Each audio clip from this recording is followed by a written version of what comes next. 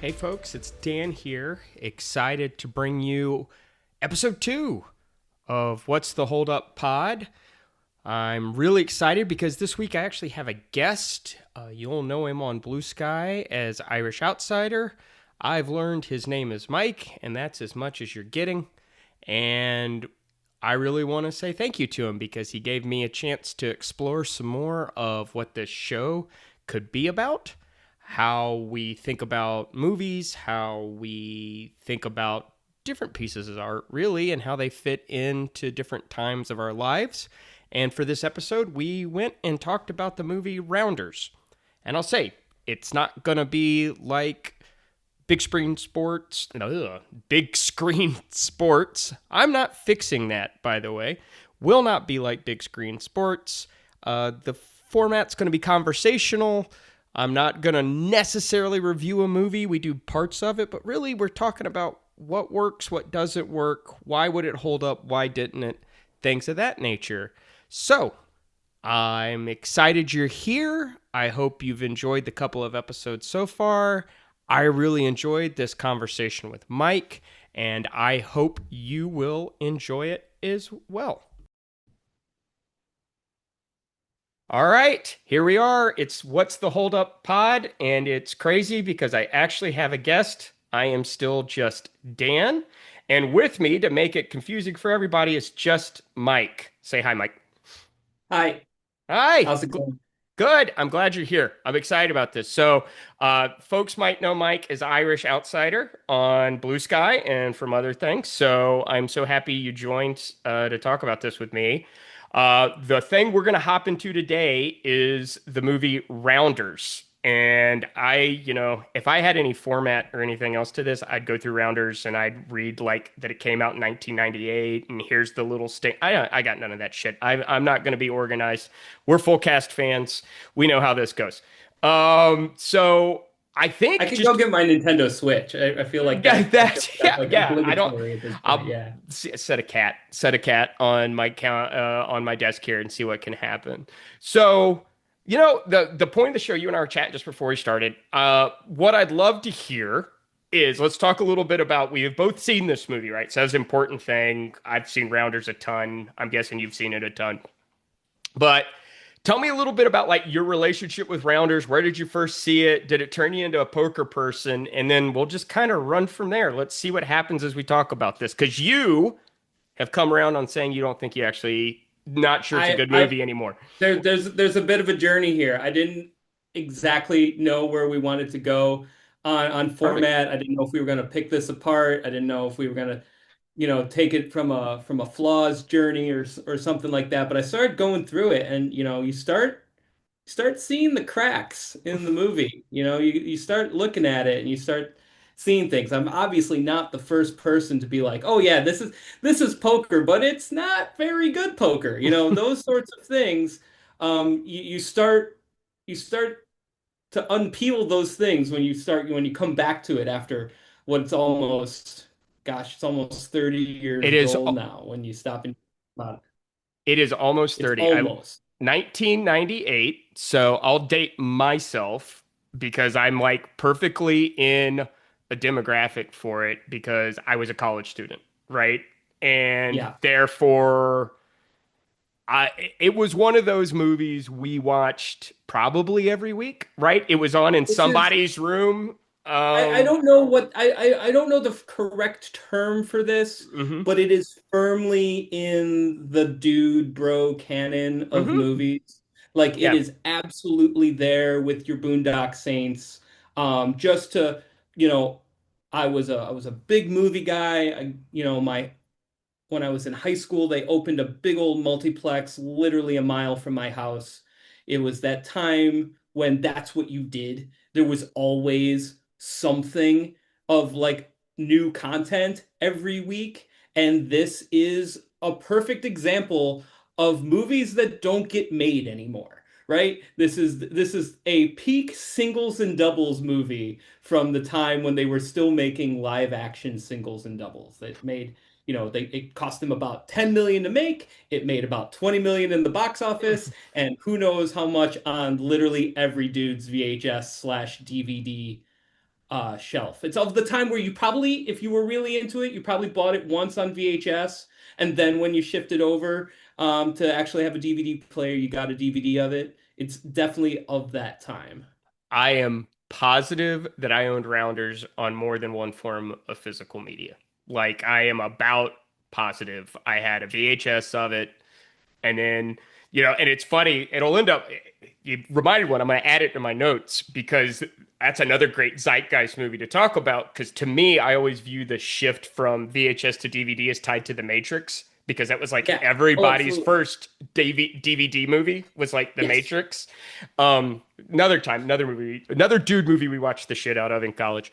But so, and then think about it, like Rounders also launched poker as content, right? So out of this movie, not just the movie itself, Matt Damon's beginning fledgling career, but this launched poker as content, as a sport.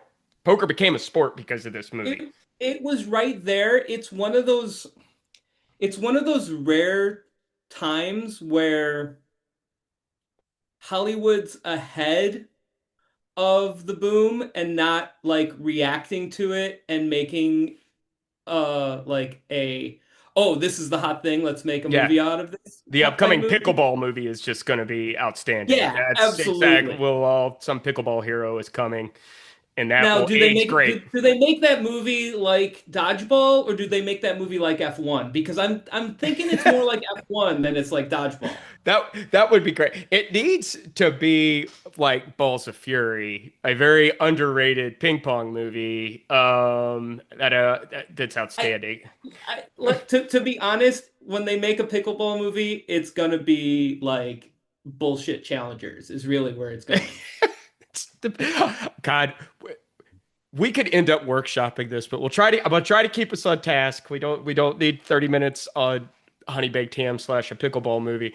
But But it's right there. I yeah. think when you stop, you think about it. I think when uh, where that movie came in my life was I was a big old nerd. I was playing like competitive Magic the Gathering. Yeah. That's firmly where it was. And when you're in that nerd space, gambling is also adjacent to that space because you're like, I'm smart. Let's do numbers. Let's figure out probability. Let's play a game for money. It's a skill game, etc., etc. Right? And that's right on the edge of poker boom as well because we didn't really like fund poker accounts. It took a while before people felt comfortable putting their money into the internet, if you can think of that time Yeah. when Yeah. like we had PayPal but we didn't trust it sort of thing. Like that was kind of the bleeding edge of it. So this movie came out, I was a junior going on to being a senior in high school, and that was absolutely in the like, oh yeah, numbers and playing games for money, and oh, I'll probably be some sort of business bro in college, and this fits right into it. I mean, the examples going back to the dude canon too. Posters of the dude bro canon literally up in my dorm room because again, big old nerd. This I think Boondock Saints, and especially Wall Street, Oh yeah. and for certain Boiler Room. Boiler Room being my hipster pick of like, oh, I'm not like the other people. I'm cultured. I've seen this small movie with this guy named Vin Diesel. Yeah, that's the so yeah, I'm the upset in what you just went through. If you want to go in gambling, is that a Scarface poster was not a part of that canon, but that was in mine. The Pulp Fiction Yeah. poster is Oh, for another one sure. that's of course, and they're not that Pulp Fiction is solely a dude bro movie. So yeah, give you a little my background on this, right? I mean, people know this. Obviously, I'm a Georgia Tech grad. I am an engineer by education. I am also a gigantic nerd. Also, I didn't play competitive Magic the Gathering. I did the hipster version of that. We will not go too far afield on this. I played the Star Wars collectible card game by Yes. Decipher, and I got Yes. very competitive at that. I And I still don't remember. I played this as well. I still don't actually know if we were playing by the correct rules. it was I got to degrees of playing it. I was never great, but at competitive levels with that, and I spent God knows how much money. So obviously, like that general, the numbers, poker was catnip. And I'm in a fraternity with a bunch of other guys, right? So poker night started out of this movie. The things that came out of Absolutely. it, I still will enjoy a bit of a game of poker. I do. Obviously, the engineer side of me, what I prefer is blackjack, right? Because you just sit there and you play the odds and you hope you get your run and you do all of that type of stuff. So if I'm going to go to a casino, I'll play blackjack. I can't lose my house at a $5 or $10 blackjack table.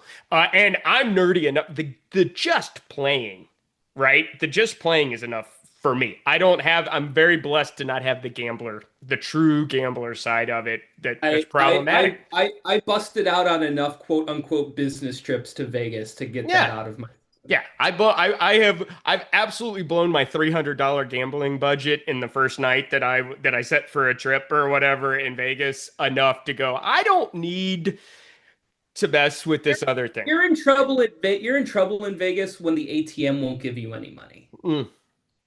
Exactly. Exactly. So here we go. So obviously, we're both right in the demographic for this. Let's go to the name of the pod, right? So let's happy to break it down. I'm not gonna go through. I think there's enough movie review podcasts, just so you know, right? Like, I was like, we could walk through, we could do lines. Some of them will probably come up. We'll talk about some of the stuff that's great about it. But, I'd love, since you seem to have come around on this movie, I'd love to have you start going into that, and then let's see where that takes us. Yeah, the thing that unlocked it a little bit for me and was the reasons I reached out originally when you were kind of pitching this was I was watching a bunch of like random stuff would pop up on YouTube around like scams and gambling probability and gambling documentaries and like, heist movies and things like that. And somehow into my feed pops up Rounders is just terrible at poker. Something along these lines. Like I said, not the first person to Mm. like critique the movie or point out the movie or things like that, but kind of really took the angle on it of like, actually Mike McDermott's a sucker. Yeah. Right? That's really like the angle, like the real edgelord movie reviewer, like get your clickbait in of like, yeah, Matt Damon's character is actually kind of a moron. Yeah. And you stop and you think about it and you go, oh, that's not really fair. Oh, let's give this another watch. Let's do this, whatever. And part of it is, yeah, this is the absolute poker 101 intro to Hold'em, which it does really well. It does really well. It explains the game, it plays the game, you see the stakes, you do whatever. And then you watch it a couple times and you're like, if this guy is so smart, why are we getting ourselves into these situations? Yeah. And though once you start letting that crack, then you start going into it and you're like, okay, yeah, I don't know. This is the characters are thinner than you think. You Yeah. know, everyone wants to make fun of various characters in the movie, and but actually I think those are good in spite of it. Yeah, it's an interesting point because the thing that sticks with me, and I didn't rewatch for this podcast recording, but I mean I've seen it so many times. I did watch it within the last year and a half, just kind of out of the blue. I was like, you know what, fuck it, I'll watch Rounders. I was sitting somewhere and I was like, I kind of want to see it again. And a few things stuck out at me. I've gone through and watched some of the poker scenes just before we even agreed that we were going to do this episode this time. Just recently, same thing. It pops up on YouTube a lot for me. We were having that conversation on Blue Sky that made me want to go digging on some things. But one of the things like I get it, and it's sometimes you go, a movie asks you to trust something, but I feel like they make you trust something a little too much in this, which is why Mike is so loyal to Worm, which is one of the big plot holes in the movie and drives to a bunch of other weird decisions that Mike makes, right? I'm gonna disagree with you on that one. Okay, We'll get to okay. that in a minute. Yeah. That's trust me, I got different plot holes than being loyal to I mean, Worm. he did go to jail for Mike, right? I mean, that's the whole Yeah, point, and Mike gets to have a life and all that other type of stuff, and you get the others. So Yeah, so there's those little bits. There's also just plays he could have made. Like, so I'll go to one related to that, and then let's start. We'll come back to you. Like the one that always bugged me was I was like, hey, your buddy won't get hurt. And I know maybe you're too tired, but why didn't you just refuse to play at Worm's table when he showed up at the cop game? Just go, I know him and I'm not playing with him. And like Fair. so there's little, he's so smart also that, and then I'm gonna kick it back to you. The other one that still I was thinking about as you said it, maybe a poker player will come through this. I still think the cold reading everybody's hand at the judges game is just complete and utter fantastical magic bullshit and should be in a CBS drama. Like I it's think that's fine. I think that's fine. I think it. Mhm. I think the judges, anything to do with Matt Damon and Martin Landau Yeah. actually reads in this. I Well, think the I'm performances are very great. This is still on the I don't know. But go. I'll let you go. Sorry. I don't want to talk over you. there's a lot of that guy in these poker Oh yeah. games. I Yeah. just want to Yeah. call that out right now. There's a lot of these tables, the Chesterfield tables, the judges game, the golf pro game. There's a lot of that guy playing poker Yeah. in this. Yeah. And I think the thing that really jumps out to me on rewatch, when I first picked this up, I picked up this movie because it's not this is kind of like my hobby being over here in the UK Hmm. is not these kind of mid-level movies that didn't necessarily break through. You're not necessarily going to find a copy of it somewhere. It's not necessarily going to be streaming on British Netflix. A random example here that will jump out and then we'll come back to this. Like Real Genius. Can't find a copy of Real Genius in this country to save my soul, right? No one's ever heard of it. Leave it there. Right. So I go and I pick this up. I pick this movie up being like, "Man, I really want to watch Rounders." I pop this in. I watch the movie. I'm looking at this. I go, "Huh. The thing that stands out to me the most is it's like this entire world revolves around poker and not in like this like secret underground John Wick sort of way in the Hmm. like oh yeah no everybody just talks like this all the time and I just didn't pick up the way it picked up 20 something years ago. Yeah. Yeah. It falls a very of its time kind of thing. So that's another what's the holdup just in general, right? Because and it's interesting if you think about it, and we talked about with ESPN and everything else, in a way, because of the movie put the concept of it itself out of business, right? Because with the blow Oh yeah, up, online poker gets popular enough and yes, online gambling and everything else. And yes, like, I'm sure they still exist. I'm sure there's some high stakes private games, but you don't need a Chesterfield. no, You don't need any of that other type of stuff because everybody can do that online. You can't have a mechanic show up and cheat you. You don't risk the fact that you're playing against a Russian mobster who might be upset that he lost his game. yeah. Like, so it's weird. It blew up poker enough that it's like this world probably doesn't really, if it truly existed, it definitely doesn't need to exist anymore at this kind of Yeah, scale. no one's questioning that there were card rooms. No one's questioning all these things. But it's just it kind of blows your mind how like the world building was built in a way that you almost are like, okay, no. All right. I can't accept that like not only is everybody playing cards all the time, but we're also all going to the Taj at the weekends, which means that the games that they're playing during the week, they're playing in these places during the week just all the time. Yeah, that totally makes sense, man, because everybody just is, passing each other's roles around. And I'm just trying to figure out who are the soft players in Yeah. these members How is only where clubs. who's Kanish grinding against, right? Is he just going to the Taj all the time? Is he going to the Like whatever? that, I believe.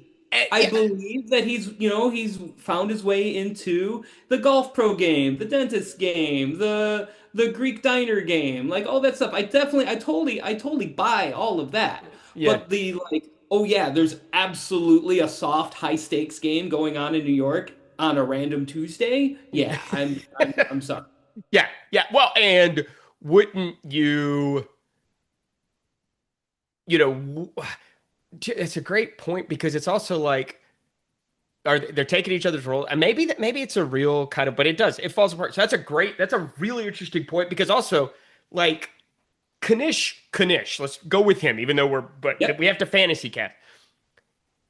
He could get, but he's got to be smart enough, and maybe that's part of the point, but they don't spell it out. He can't completely clean out the golf pros, or they're not going to let him come back, right? So it's like, They raised this point at the beginning of the movie. This is why in terms of all of like the relationships, all the things, I'm not gonna poke holes with Mike and Worm because it's very that they put the time into it. They establish why he's loyal to him. yeah, Worm comes out of prison and establishes his worldview immediately. I yeah, have to win enough from this group to lose to that group and still win enough from the other group to keep them all happy with each other. right, Like that makes sense. And the other scene, the scene where they go to the private school club yeah, and play Chicago with those guys, right? yeah, Makes total sense, right?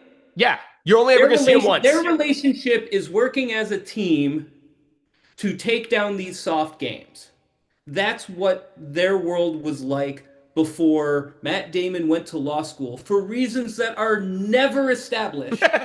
There's no reason. There is nothing there that Yeah, says, oh, yeah, Matt Damon loves the law the way Martin Landau loves the law, right? And it's like when you see that, you're like, oh, yeah, there's, you only notice it when they point out that it's not there. right.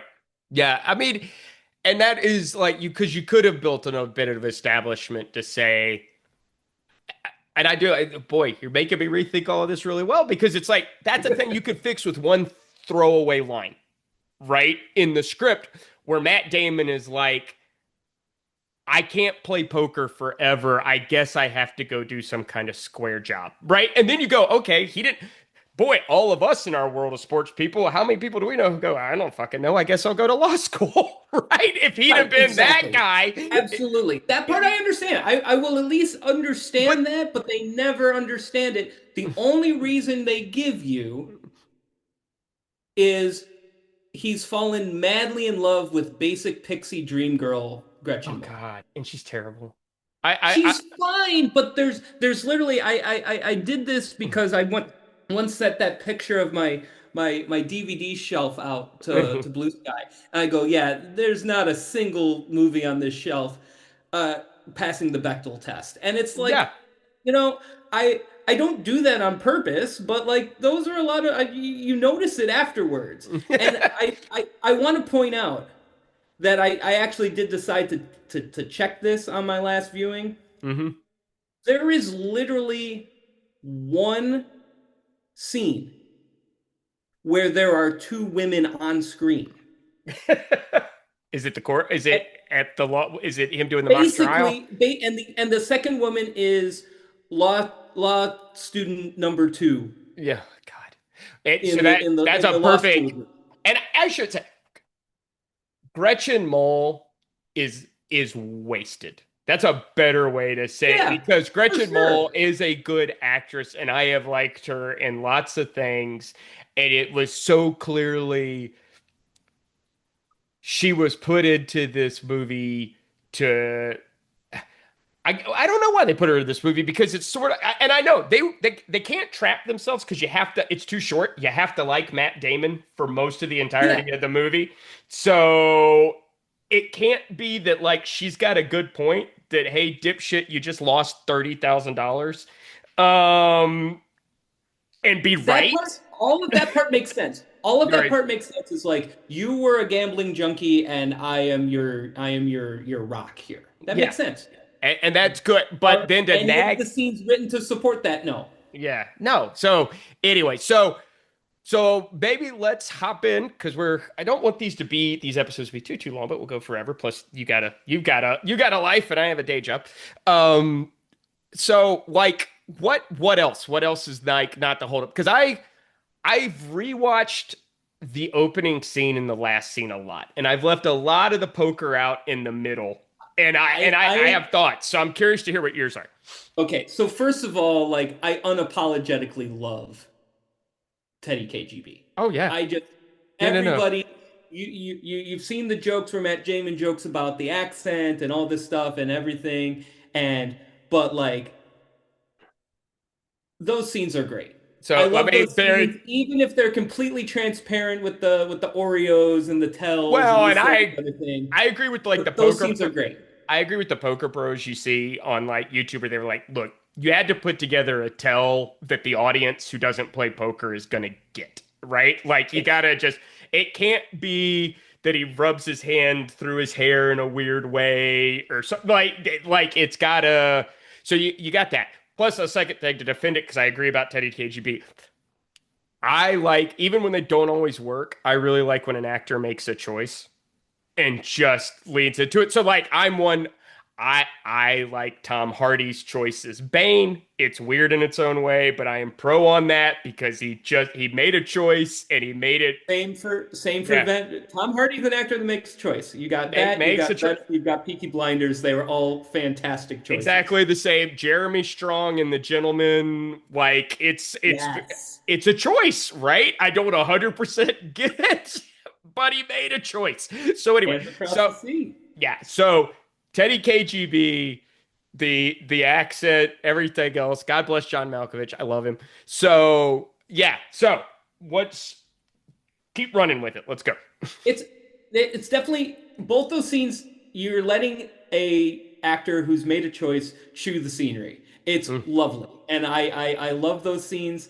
But when you go back and you go back and you kind of think about certain things. One, you took your whole bankroll, and yes, Knish tries to look him off, yeah, right? You have that. You make the entire premise of the movie. He starts with 30,000 and he ends with 30,000. And at the end, he decides that he's going to go to Vegas with the same 30,000 that wasn't enough at the start of the movie.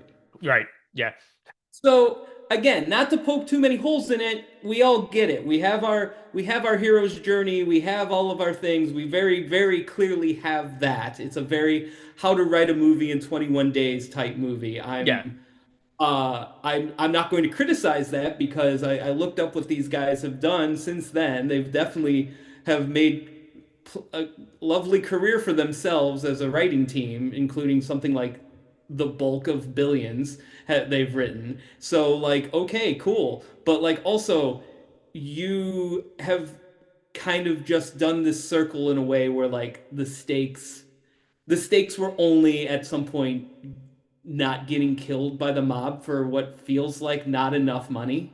yeah, yeah. Well, and and like speak of like semi one note characters. Grandma, I. So that's a weird where you want to get it. Maybe it's like, but and they had to crank it up once again. It's too short. Like I completely get Grandma's problem with Worm.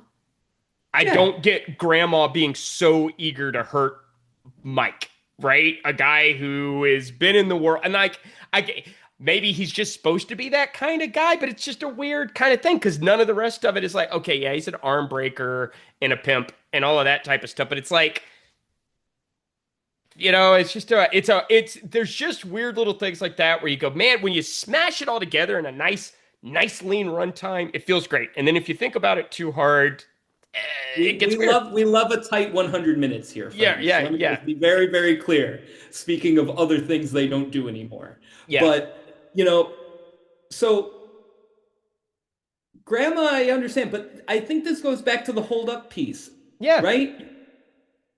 When you are in your 20s, that is a lot of money. yes, I'm not trying to put down, how much it is or how much it isn't. yeah, But that is like the appropriate amount of if I'm in my 20s and I'm that far in the hole, I am in very big problems, Yeah. right? Yeah. Whereas as you get older, yes, still a problem, but also not enough to kill somebody for, right? Yeah. Like that's the part where I don't that's the part where it stops. You view that differently. I mean, at some point it only becomes the honor of the poker playing community, and it's like, I Yeah. don't know, man. Well, and it's also a weird, it's a great point. You made me think of a piece to it also doesn't hold up, which is like, okay, Mike's not anybody knows. He's only like broadly in the world. He's known in this community. He's known in a community of people who know, well, you don't fuck with Teddy KGB. Like, so it's also weirdly they're like KGB's gonna like, what? I need to send a message. He'd probably just put Mike to fucking work for him, earning his money back, right? Like, I mean, he would probably beat him half to death. Like he that's would beat we him all up. understand. We all understand that Yeah, he would get beaten within an inch of his life. We all understand that. yeah. I wonder if they wrote themselves in a corner with the fact that he got beat up by the cops, and then they were, I don't know. Anyway, like so yeah. So the stakes are weird. You do get that one scene where, like, to your what you were saying, like Kanish is like, I can loan you the money. I'm just not gonna do it because I don't. I think you got to learn your lesson a really hard way I this time. I watched that scene recently, and I did have that written down as like, oh, why didn't he just give him the money? And I don't think it was, oh, hey, you are friends with this guy that I don't like. Oh, you did all this for the wrong reasons. Oh, you didn't. I think there's probably a world where Mike can convince him as long as he doesn't tell him that he's a coward to his face. Oh yes, Right? Like, I think I talk about low key character performances. John Turturro calling him "you little punk" in the spa, yeah, like that right there. You're kind of like, one, we don't necessarily know if he has that much just lying around, right? Like he said, he's got to pay all his rent and his alimony and yeah, feed his kids and stuff, right? He may not have that just lying around, but also like, not going to do this because you absolutely got yourself into this with your own damn pride. yeah, And that is absolutely, I mean, you can say the entire movie is about Mike gaining some humility. Great. Great. But also like all of your like defining moments in that journey, not really holding up for someone who isn't the same age as that character. yeah.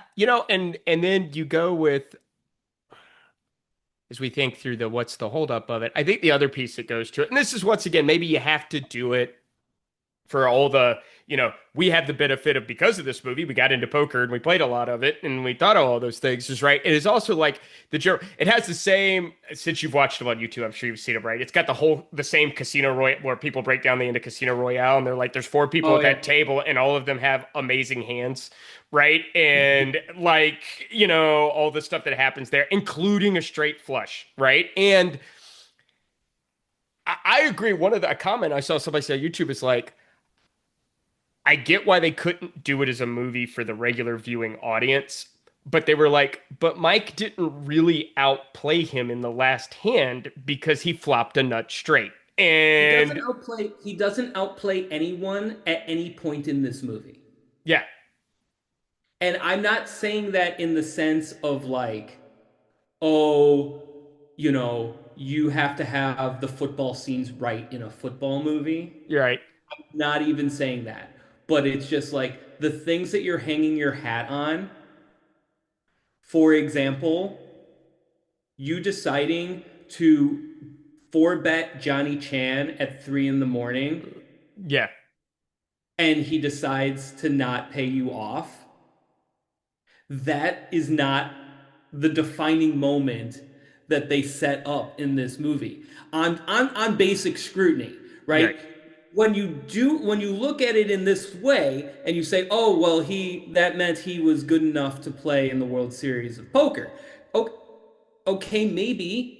But you absolutely are like, okay, yeah, John Turturro's not even going to argue right now. Like Yeah, if you rewatch that scene, you go, oh, he's surprised. He was surprised that he re-raised Johnny Chan. That's more you donkey than yeah, a like, okay, yeah, no, you've got what it takes. Like, no one doubts that either. But also, like, again, the defining, the driving moments and all of these things are like, oh, well, you know, again, to Worm, all of his moves are not all good and noble, is yeah, really what I wanted to go with that. yeah. And it's a, I'm not sure. It's a really interesting way as we sit here and we talk about it. And just as we're kind of rutted towards the end of time here, and I think you've convinced me on the what's the holdup that I will have to say once again. I think it's an interesting movie because it's one of those ones where you go, the performances are great.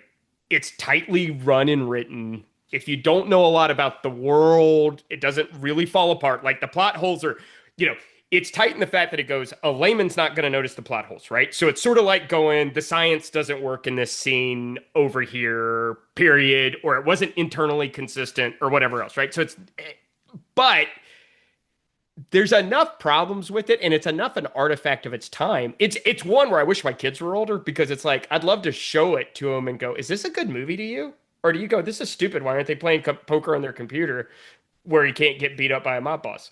Like, Yeah. It's got the structure right, the characters are performed well. It goes from A to B to C to D. hmm We have a protagonist that goes through something and learns something and is wiser for it at the end.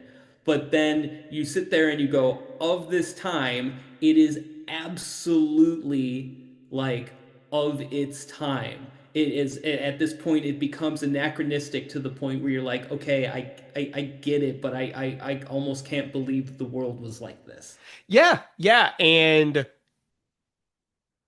you wonder if it had been a pickleball movie, would it have captured everybody the same way, or is the fact that poker is just an interesting enough type thing, right? Like, I think they picked a really smart subject to base this around because it is an interesting world. It is an interesting game. You can kind of pick up the concept relatively quickly. So that was smart in the filmmaking too. Like, because it makes a good star. Poker makes a good star in this movie. It absolutely like as an area as a world it nails the part that's like yeah there are stakes. If you are a winner you are a winner, right? If you are a loser you are a loser, right? Yeah, It does that differently than a lot of other activities, which I think that was part of the appeal to poker in the original poker boom was like not only can you win but you can be a quote unquote winner by being good at this thing, yeah, right? And it was very, and it, I mean, it bluntly puts a dollar sign on who is the better player than the other player, right? And then you go into the conflict, and you go, okay, so is is a World Series of Poker player better than Kanish, right? Is yeah, they is they better than KGB, right. right? Like what does that, how do you define those things? And I think that's the big kind of like gaping hole in Mike's character is he's doing it for the thrill of victory, right? And that's Yeah, not what it's about, right? yeah. No, you're there to make money. Like, and that was the so. Yeah, it's I, it's one of those movies where you go, man, for all of us, and this here it is. This is kind of the point of the pod, right? I don't think, I bet if you went into college today and checked someone's dude bro college movie letterboxed, right? Because that's probably now how you're looking at that. I bet Rounders is not in everybody's collection in the exact same way it was for all of us who did school mid 90s to early 2000s, right? Right. I do think that I think because I think the pool was so broad at the time too, that the movies of that time that kind of stood out, Yeah. right? I think now, like, are we watching Boondock Saints? No, John Wick exists. I'm sorry, I'm just gonna Yeah. watch John, Yeah. right? Yeah. It opened and that's one of the things I've sometimes think about. Like I said about, and I don't know if you got a chance my episode 0 on Bloodsport, where I went back and watched Bloodsport, right? And Bloodsport's still fun, but I'm not sure if I took someone who's like 12 or 13, I was like 12, 11 or 12, and had them watch Bloodsport today, they would go, okay, but here I can go over here and I can watch all I there's this next generation of this genre of movie that is now better done. And I'm talking even low budget direct to video type stuff because it's just like, no, I can do a martial arts. I can do a shit. Why am I forgetting the guy's name? I remembered it in the episode, but the guy who's in all those undefeated movies, who plays Boyka, I cannot remember his name right now. He's on a ton of YouTube clips, and it's just better. The fight sequences are just better. You know, the action sequences are just better. But without Bloodsport, you wouldn't have those movies. Right. And you have it, and I mean, you bring it up with, the college dorm room, right? There's only Yeah, so many spots on that wall. Like, it's a yeah, curation problem, yeah, right? You think about it that way. Um, I still think that if you push someone to it, a movie like this is in their top X, yeah, but it's not 5 or a 10, yeah, right? It might be also receiving votes sort of yeah. scenario, right?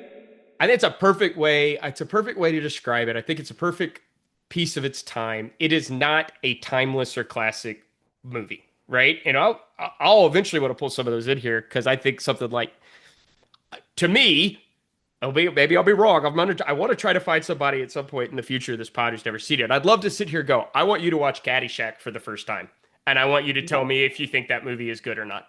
Like, I mean, that's absolutely fair. I think, you think about that kind of separate kind of canon. I absolutely knew that I was getting up in years when I started talking to the youths, and they hadn't seen Caddyshack, and they hadn't seen Trading Places, and they hadn't seen Ghostbusters, and you're just like, oh, I'm just old now. yeah, Okay, like that's part of it. That's completely part of it. I understand that. But again, we also think about this like,